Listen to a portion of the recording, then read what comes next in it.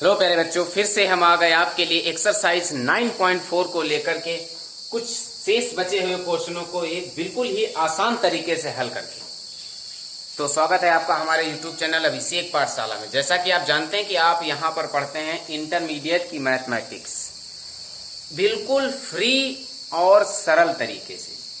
तो आज हम डिस्कस करेंगे क्वेश्चन 20 से 23 तक के क्वेश्चनों को, जो इस एक्सरसाइज के शेष हैं। आज इस एक्सरसाइज को हम कंप्लीटली फिनिश करेंगे। ठीक है, तो देख लेते हैं, समझ लेते हैं कि किस प्रकार से बैंकिंग से संबंधित किसी भी प्रिंसिपल या मूलधन से संबंधित क्वेश्चनों को अवकलन के द्वारा कैसे हल किया जाता है, जो अवकल समीकरण वाले लेसन से दिए गए। तो आज का वीडियो बहुत इंपॉर्टेंट होने वाला है, इसलिए वीडियो को लास्ट तक जरूर देखिए। यदि पसंद आए तो उसे लाइक, सब्सक्राइब और अपने मित्रों के साथ जरूर शेयर कीजिए। और यदि आप चाहते हैं कि मेरा वीडियो सबसे पहले आपके पास पहुंचे तो बेल आइकन को भी प्रेस करना ना भूलिए। ओके, चलिए देख लेते हैं। 20 नंबर दिया है, किसी बैंक में मूलधन की वृद्धि 8% वार्षिक दर से होती है। ठीक है, यदि 100 रुपए 10 वर्षों में 2 गुने हो जाते हैं तो आर की वैल्यू ज्ञात कीजिए कि वो रेट कितना होगा। तो सबसे पहले यहां पर लिखेंगे माना मूलधन P तथा दर R है, तब मूलधन में वृद्धि क्या है 8%। मूलधन में वृद्धि P जो है, इसमें वृद्धि होगी d/dt, क्योंकि समय के साथ हो रही है। 1 वर्ष 2 वर्ष 3 वर्ष नहीं, पूरे 10 वर्षों में हो रही है। dp/dt बराबर होगा P का 8%, मूलधन में ही वृद्धि हो रही है। dp/dt बराबर PR/100। P को यहां पर कर देंगे dp/P equal to R/100 into dt।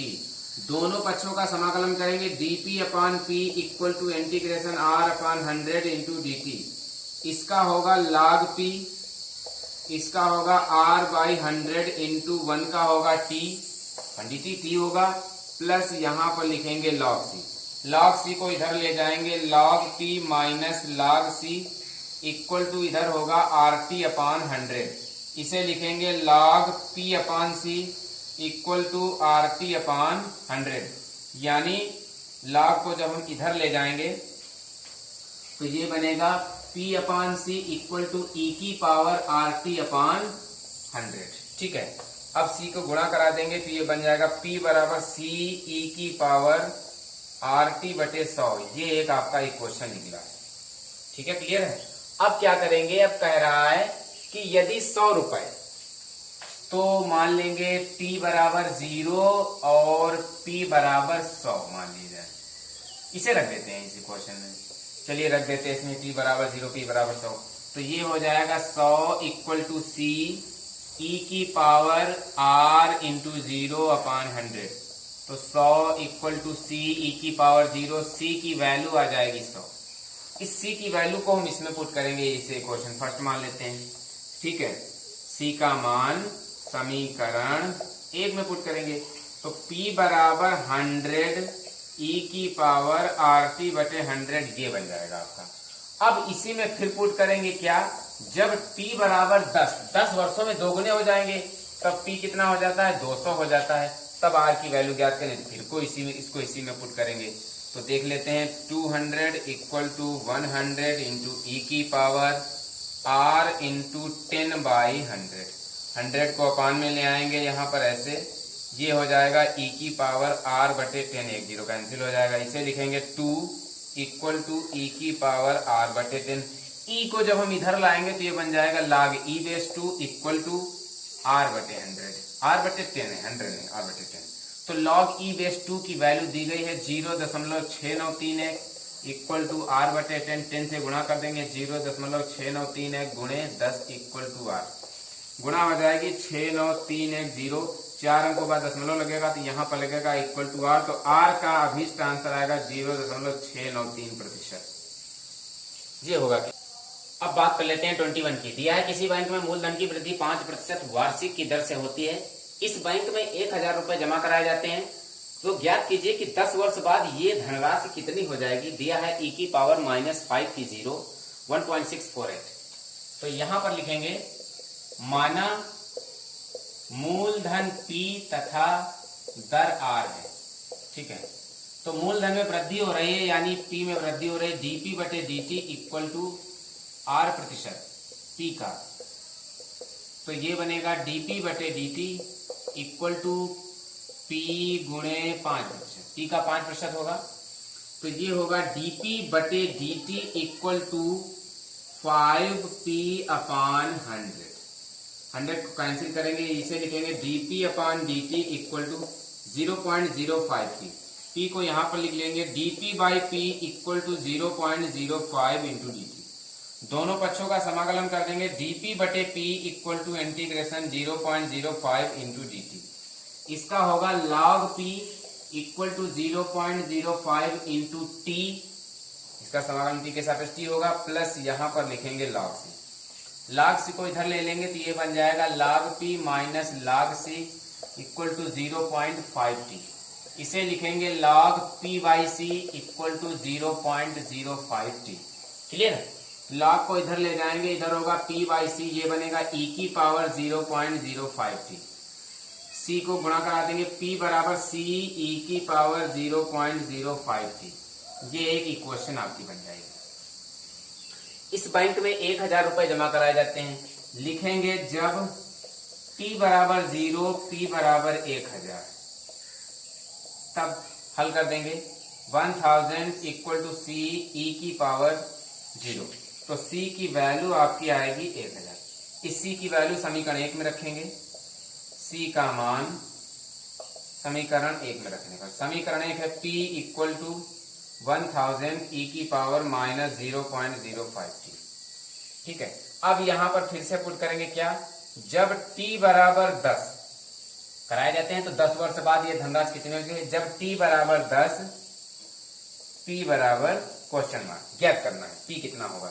तो चलिए हल कर देते हैं, p इक्वल टू 1000 इंटू ई की पावर 0.05t दिया गया है, t की वैल्यू 10 लगा देंगे। p बराबर 1000 ई की power 0.05 into 10, p equal to 1000 e की पावर 5 10 15 0.050 ये बन जाएगा आपका। इसके बाद में लिखेंगे p बराबर 1000 ई की पावर 0.5, e की पावर 0.5 की वैल्यू 1.4648। तो p बराबर 1000 इंटू 1.648 वैल्यू लगा देंगे, p बराबर 1648000, ये मल्टीप्लाई होगी, 3 अंक बाद दशमलव लगेगा, 3 जीरो खत्म हो जाएंगे। p बराबर 1648 रुपीज। इसके लिए आंसर 22 नंबर क्लियर करेंगे। दिया किसी जीवाणु समूह में जीवाणुओं की संख्या 1 लाख है, 2 घंटों में इसकी संख्या में 10% की वृद्धि होती है, तो कितने घंटों में इसकी संख्या 2 लाख हो जाएगी। यदि जीवाणुओं के वृद्धि की दर उनके उपस्थित संख्या के समानुपाती है। तो यहाँ पर लिखेंगे माना t समय पर जीवाणुओं की संख्या y है, तब ये आपका क्या बनेगा, तब ये बनेगा dy by dt proportional y, dy by dt equal to, यहाँ पर एक नियतांक जोड़ लेंगे ky, इसे लिखेंगे dy upon y equal to k dt। इसका समाकलन करेंगे तो ये बनेगा log y equal to kt plus c। ये आपकी एक इक्वेशन हो जाएगी। यहाँ पर अब हम यूज करेंगे जब t बराबर 0 y बराबर y0, तब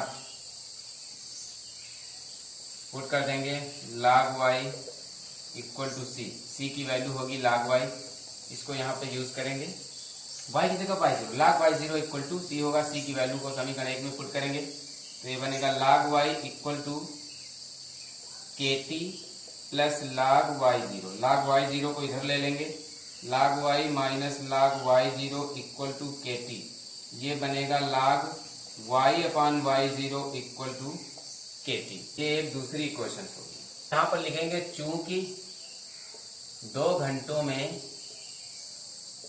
जीवाणुओं की संख्या में 10% की वृद्धि होती है, तो 2 घंटे में जीवाणुओं की संख्या में 10% की वृद्धि होती है, y0 प्लस y0 का 10%, तो ये होगा y0 प्लस 10 y0 अपान 100 कैंसिल होगा, तो ये आपका बचेगा 11 y0 अपान 100। वैल्यू निकली है y बराबर y0 प्लस y0 का 10 बाई 100, यानी y की वैल्यू होगी 11 y0 अपान 100। इस y की वैल्यू निकली 11/0/10। यहां पर अब लिखेंगे जब t बराबर 2 y बराबर 11/0/10, तब यूज कर देते इसमें समीकरण 2 में यूज करेंगे log y की वैल्यू होगी यहाँ पर 11/0/10y0 equal to 2k। y0 cancel होगा, ये बचेगा log 11/10 equal to 2k। log 11/10 equal to 2k। तो k की वैल्यू होगी k बराबर 1/2 इंटू log 11/10। ये k की वैल्यू निकल आएगी। अब हम इस k का मान समीकरण 2 में रखेंगे। ठीक है, k का मान समीकरण 2 में रखने पर समीकरण 2 को नोट करेंगे। समीकरण 2 है log y/y0 equal to kt। तो k की वैल्यू है 1/2t इंटू log 11/10। ये आपकी इक्वेशन नंबर 3 बन जाएगी।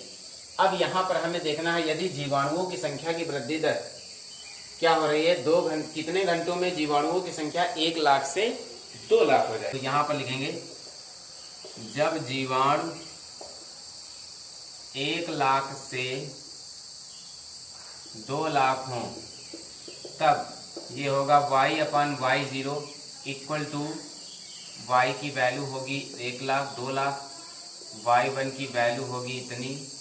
चलिए इसको पुट कर देते हैं, यहाँ पे कैंसिल होगा, ये बनेगा y/y0 इक्वल टू 2। ठीक है, y/y0 इक्वल टू 2। y/y0 की वैल्यू को हम पुट कर देंगे समीकरण 3 में। लिखेंगे समीकरण 3 से, समीकरण 3 को नोट करेंगे log y/y0 equal to 1/2t into log 11/10।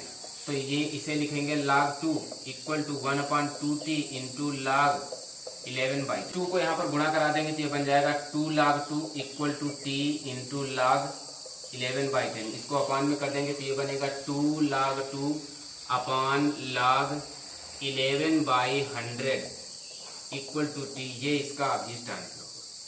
कर लेते हैं इस एक्सरसाइज 9.4 के अंतिम क्वेश्चन की, जो ऑब्जेक्टिव टाइप में दिया है। अवकल समीकरण dy/dx इक्वल टू e की पावर x प्लस y का व्यापक हल है। 4 ऑब्जेक्टिव टाइप्स के आंसर हैं। इसमें कौन क्लियर है देखते हैं। ये है dy/dx इक्वल टू e की पावर x प्लस y। इसे लिखेंगे dy/dx इक्वल टू e की पावर x इंटू e की पावर y। अब यहाँ पर इसे लिखेंगे dy/dx अपॉन e की y, y वाले पदन में लाएंगे e की x इंटू dx। इसे ले जाएंगे ऊपर e की power minus y into dy, e की पावर x इंटू dx। दोनों पक्षों का समाकलन कर देंगे e की power minus y into dy equal to integration e की power x into dx। e की पावर माइनस y का समाकलन होगा माइनस e की power minus y equal to e की पावर x का समाकलन e की x प्लस c। तो चलिए इसको मिला लेते हैं। e की पावर x को इधर ले लेंगे माइनस e की पावर x माइनस e की power y equal to c। तो चलिए इनको चूज करते हैं इसमें। तो इसमें कोई भी आंसर मैच नहीं कर रहा, तो इसलिए माइनस कॉमन ले लेंगे e की x प्लस e की minus y equal to c। अब काउंट करते हैं e की x प्लस e की माइनस y, पहला ही विकल्प होना चाहिए, तो माइनस को उधर ले लेंगे e की x प्लस e की minus y equal to minus c। अब यहां पर लिख देंगे, यहां minus c equal to c रखने पर, ठीक है, minus c equal to c रख देंगे तो ये बन जाएगा e की x प्लस e की minus y equal to c। ये आपका बन जाएगा। इसे मैच करा देंगे तो इसमें a वाला विकल्प आपका क्लियर होगा। दोस्तों कैसी लगी आज की क्लास हमें कमेंट करके जरूर बताइएगा। यदि मेरे सभी क्वेश्चंस आपको परफेक्टली समझ में आए हैं तो मेरे चैनल को लाइक सब्सक्राइब और उन मित्रों के पास जरूर शेयर कीजिएगा जो मैथमेटिक्स में कमजोर हैं, जिन्हें मैथमेटिक्स को हल करने में डर लगता है। हमसे बताइए कि हमारे चैनल पर विजिट करें और पाएं हमसे एक आसान तरीका मैथमेटिक्स को हल करने का। तो हाँ, आप हमें फॉलो करते रहेंगे तो हम आपको देते रहेंगे इसी प्रकार एक आसान तरीके से, बिल्कुल ही सरल तरीके से, बिल्कुल ही फ्री में क्लासें मैथमेटिक्स को हल करने की अनेक विधियां बताते रहेंगे। आप हमें यदि फॉलो करते रहेंगे, तब तक के लिए पढ़ते रहिए हमारा यूट्यूब चैनल अभिषेक पाठशाला। आपको नेक्स्ट क्लास में फिर मिलते हैं इसकी अगली एक्सरसाइज में, तब तक पढ़ते रहिए हमारा यूट्यूब चैनल अभिषेक पाठशाला। Thank you.